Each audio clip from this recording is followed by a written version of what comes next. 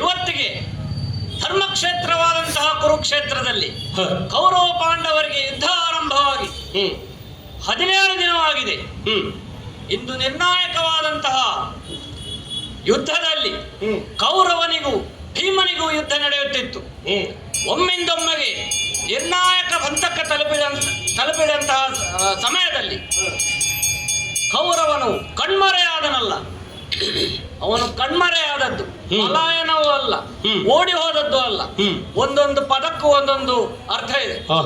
ಕಣ್ಮರೆಯಾದಂತಹ ದುರ್ಯೋಧನನನ್ನು ಹುಡುಕಿಕೊಂಡು ಹೋದಂತಹ ಸಂಜಯ ಬಂದು ಹೇಳಿದ್ದೇನು, ವೈಶಂಪಾಯನ ಸರೋವರದಲ್ಲಿ ಕೌರವನು ಅಡಗಿ ಕುಳಿತಿದ್ದಾನೆ ಎಂದು ಹೇಳಿದನು. ಆದ್ದರಿಂದ ಅವನನ್ನು ಹುಡುಕುತ್ತಾ ಸರೋವರದೆಡೆಗೆ ಬಂದಿದ್ದೇನೆ. ಕೌರವೇಶ್ವರ ಎದ್ದು ಬಾ. ಕುರುರಾಯ ಕೇಳೆನ್ನ ಮಾತ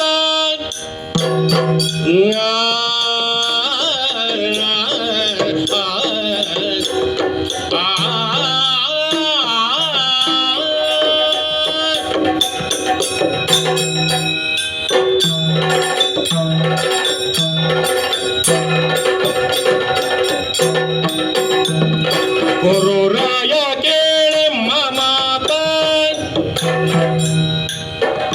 ಈಗ ಬರಿದೆ ನೀರೊಳಗಿರ ಯಾಕೆ ವಿಖ್ಯಾತ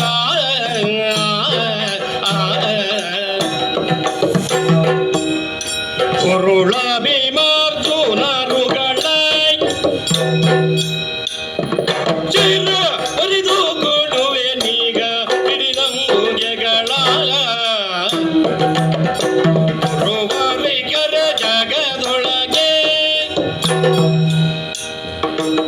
ಎಳೆದೊರೆಯಲು ಕೇಳುತ್ತ ಬೆಳ್ತ ನೀರೊಳಗೆ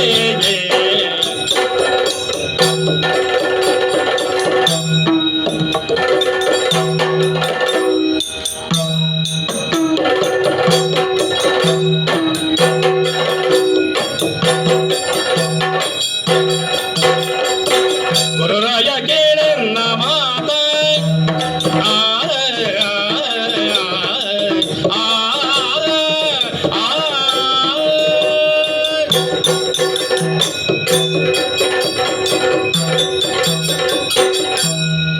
ಕೌರವೇಶ್ವರ, ಜಲಸ್ತಂಭನ ವಿದ್ಯೆಯನ್ನು ಕರಗತಗೊಳಿಸಿಕೊಂಡಂತಹ ನೀನು ವೈಶಂಪಾಯನ ಸರೋವರದಲ್ಲಿ ಮುಳುಗಿ ಕುಳಿತಿದ್ದೆ ಎಂದು ತಿಳಿದು ನಾನಿಲ್ಲಿಗೆ ಬಂದಿದ್ದೇನೆ. ಅಳಿದಂತಹ 99 ಮಂದಿ ಕೌರವರ ಬಗ್ಗೆ ನಿನಗೆ ಚಿಂತೆ ಬೇಡ. ಉಳಿದಂತಹ ನಾನಿದ್ದೇನೆ. ಚಿರಂಜೀವಿಯಾದಂತಹ ಅಶ್ವತ್ಥಾಮ, ದ್ರೋಣಾಚಾರ್ಯರ ಮಗನಾದಂತಹ ಅಶ್ವತ್ಥಾಮ ಬಂದಿದ್ದೇನೆ. ಮೇಲೆ ಎದ್ದು ಬಾ. ಧರ್ಮರಾಯನ ತಲೆಯನ್ನು ಕಡಿದು ತರುತ್ತೇನೆ. ಈ ಮಾರ್ಚರನ್ನ ತಲೆ ಕಡಿದು ಬರುತ್ತೇನೆ. ನಕುಲನ ನಾಲಗೆ ಕಡಿಯುತ್ತೇನೆ. ಪಾಂಡವರೆಲ್ಲರೂ ಸೋಲಿಸಿ ನಿನ್ನ ಪಾಲಕ ಅವರ ತಲೆಯನ್ನು ತಂದು ಕೊಡುತ್ತೇನೆ. ಹೆದರಬೇಡ. ಮತ್ತೆ ನಡೆಯುವಂತಹ ಸಿಂಹಾಸನ ಮತ್ತೆ ಯುವರಾಜನ ಪಟ್ಟಾಭಿಷೇಕಕ್ಕೆ ನಿನ್ನ ಅವಶ್ಯಕತೆ ಇದೆ. ಆದ್ದರಿಂದ ನನಗೆ ಅಪ್ಪಣೆಯನ್ನು ಕೊಡು. ಆ ಕೆಲಸವನ್ನು ನಾನು ಮಾಡಿಕೊಡುತ್ತೇನೆ. ಅಶ್ವತ್ಥಾಮಾಚಾರ್ಯರೇ, ಕದನ ಕಲಿಗಳು ನೀ ಬಹುದು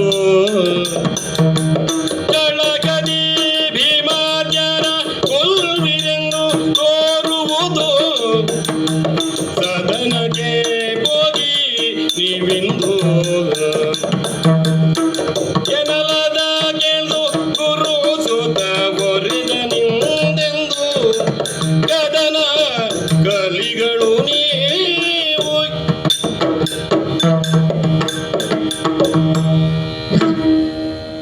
ಗುರುಪುತ್ರ ಅಶ್ವತ್ಥಾಮಾಚಾರ್ಯರು, ಗೌರವೇಶ್ವರ, ಕದನ ಕಲಿಗಳು ನೀವು ಹೌದು. ನೀವು ಅಷ್ಟೇ, ನಿಮ್ಮ ತಂದೆಯವರು ಅಷ್ಟೇ. ನಮ್ಮಲ್ಲಿ ಹಲವಾರು ಮಂದಿ ಇದ್ದರು ಹೀಗೆ. ಕರ್ಣನೊಮ್ಮೆ ನನ್ನ ಬಳಿ ಹೇಳಿದ್ದ, ಊಟ ಕೌರವರಲ್ಲಿ, ಪಕ್ಷ ಪಾಂಡವರಲ್ಲಿ, ಬ್ರಾಹ್ಮಣರದ್ದು ಬಾಯಲ್ಲಿಯೇ ಎಲ್ಲ ಅಂತ. ನಿಮ್ಮನ್ನೆಲ್ಲ ನಂಬಿ ಆಗಿದೆ. ಅಶ್ವತ್ಥಾಮಾಚಾರ್ಯರೇ, ಈ ಒಂದು ದಿವಸ ನನ್ನನ್ನು ನನ್ನ ಪಾಡಿಗೆ ಬಿಟ್ಟು ಬಿಡಿ. ನಾಳೆಯ ದಿನ ಗುರುಗಳಾದಂತಹ ಬಲಭದ್ರ ದೇವರು ಕೂಡ ಬರುತ್ತಾರೆ. ಆಗ ನಾನೇ ಯುದ್ಧಕ್ಕೆ ನಿಂತು ಅವರನ್ನೆಲ್ಲ ಸದೆ ಬಡಿಯುತ್ತೇನೆ. ನಿಮಗೆ ಈ ತಲೆಬಿಸಿ ಬೇಡ. ನೀವು ಹೋಗಿ ಅಲ್ಲಿ ನಮ್ಮ ಆಸ್ಥಾನದಲ್ಲಿ ಇರಿ. ನಿಮಗೆ ಇದು ಬೇಡ ಬೇಡ, ಹೋಗಿ.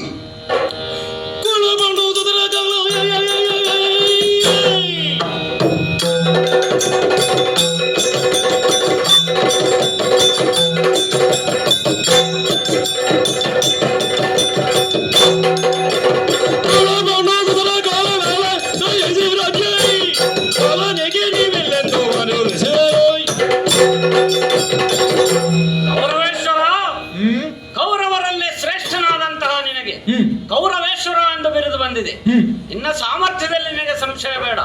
ಆದರೆ ನೀನು ಮಾಡಿದ್ದೇನು? ಭೀಷ್ಮರಿಗೆ ಸೇನಾಧಿಪತ್ಯವನ್ನು ಕೊಟ್ಟೆ. ವಯೋವೃದ್ಧರಾದಂತಹ ಭೀಷ್ಮರನ್ನೇ ಪ್ರಥಮವಾಗಿ ನೀನು ಸೇನಾಧಿಪತಿಯನ್ನಾಗಿ ಮಾಡಿದೆ. ಅವರು ಮಾಡಿದ್ದೇನು? ಒಂದು ದಿನಕ್ಕೆ 10,000 ಯೋಧರ ತಲೆಯನ್ನು ಕಡಿಯುತ್ತೇನೆ ಅಂತ ಹೇಳಿದರು. ಆದರೆ ಅವರು ಪಾಂಡವರ ತಲೆ ಕಡಿತೇನೆ ಅಂತ ಏನು ಹೇಳಲಿಲ್ಲ.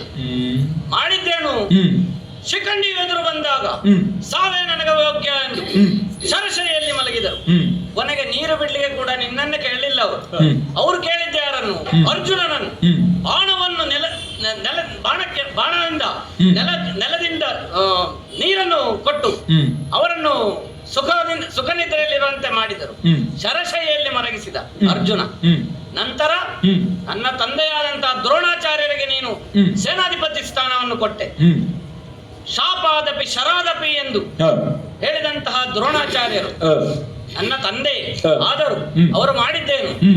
ಪಾರ್ಥಮ್ಯೇವ ಧನುರ್ಧರ ಎಂದು ತನ್ನ ಮಗನಿಗಿಂತಲೂ ಶ್ರೇಷ್ಠವಾಗಿ ಇಡೀ ಪ್ರಪಂಚದಲ್ಲಿ ಪಾರ್ಥನನ್ನೇ ಶ್ರೇಷ್ಠ ಬೆಲ್ಗಾರನಾಗಿ ಮಾಡುತ್ತೇನೆಂದು ಪಣ ತೊಟ್ಟು ಹಾಗೆ ಮಾಡಿದವರು ನಿಜ.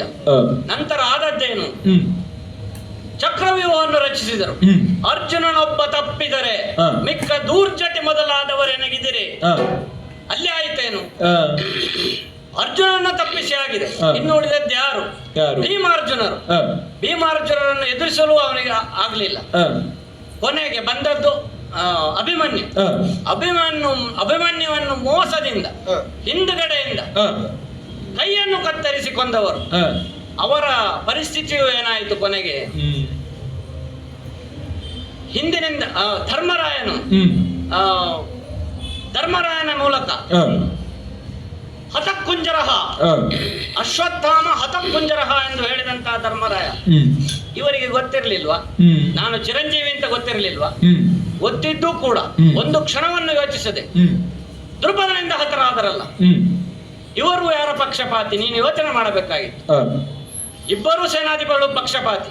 ಆದರೆ ನಂತರ ನೀನು ಮಾಡಿದ್ದು ಯೋಗ್ಯನಾದಂತಹ ಕರ್ಣನನ್ನು ಸೇನಾಧಿಪತಿಯನ್ನಾಗಿ ಮಾಡಿದೆ. ಅವನೊಬ್ಬನೇ ಈ ಪಾಂಡವರಿಗೆ ಯೋಗ್ಯ ಎಂದು ತಿಳಿದು ಎಡವೆಯಲ್ಲಿ ಆ ಸ್ಥಾನದಲ್ಲಿ ಸೂತಪುತ್ರನಾದರು. ಅವನ ಮಿತ್ರತ್ವವನ್ನು ಪಡೆದು ಅವನಿಗೆ ನೀನು ಸೇನಾಧಿಪತ್ಯವನ್ನು ಕೊಟ್ಟೆ. ಹೌದು, ಅವನು ಯೋಗ್ಯನಾಗಿದ್ದ. ಏನು ಮಾಡಿದ?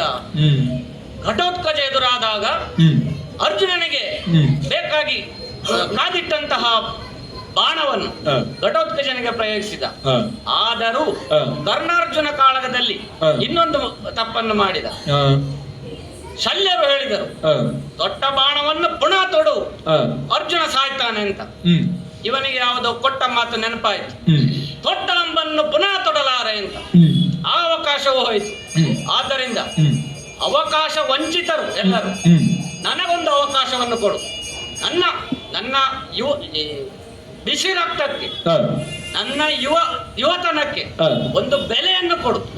ನನ್ನ ಪರಾಕ್ರಮವನ್ನು ತೋರಿಸಿ ನಿನಗೆ ಪುನಃ ಪಟ್ಟವನ್ನು, ಆ ಪಂಚ ಪಾಂಡವರ ತಲೆಯನ್ನು ಕಡಿದು ನಿನ್ನ ಪಾದದಲ್ಲಿ ಒಪ್ಪಿಸುತ್ತೇನೆ. ನಾನು ಎಲ್ಲರನ್ನೂ ನಂಬಿ ಆಗಿದೆ. ಇನ್ನು ಬಾಕಿ ಇದ್ದವರನ್ನು ನಂಬುವಷ್ಟು ತಾಳ್ಮೆ ನನ್ನಲ್ಲಿಲ್ಲ. ಅಶ್ವತ್ಥಾಮರೇ, ನನಗೂ ವರ್ತಮಾನ ತಿಳಿದಿದೆ. ಭೀಮನ ಬೇಹಿನಚರರು ಇಲ್ಲಿ ಓಡಾಡುತ್ತಿದ್ದಾರೆ ಅಂತ. ಆದುದರಿಂದ ನೀವು ಇನ್ನೂ ಇಲ್ಲಿ ಇರುವುದು ಸರಿಯಲ್ಲ. ಆದುದರಿಂದ ತಕ್ಷಣವೇ ನಮ್ಮ ಸದನಕ್ಕೆ ತೆರಳಿ. ಬೇಕಿತ್ತ ಅವಕಾಶ ಅಂತ ಕೇಳುವುದು ಸಿಗಬೇಕಲ್ಲ. ಕೆಲವರಿಗೆ ಅವಕಾಶ ಕೊಟ್ಟರು ಬೇಡ ಅಂತ ಹೇಳ್ತಾರೆ, ಇನ್ನೊಬ್ಬರಿಗೆ ಅವಕಾಶ ಇದ್ರೂ ಬರುವುದಿಲ್ಲ. ನಮಗೆ ಅವಕಾಶ ಬೇಕು ಅಂತ ಕೇಳ್ತೇವೆ, ಸಿಗುವುದಿಲ್ಲ. ದುಸ್ವಪ್ನವ ಸುಸ್ವಪ್ನವ ಗೊತ್ತಿಲ್ಲ. ಮುಂದೊಂದು ದಿನ ರಕ್ತರಾತ್ರಿಯೂ ಆದೀತು ಇಲ್ಲ ಸ್ವಪ್ನ ರಾತ್ರಿಯೂ ಆದೀತು ಕಾಯೋಣ.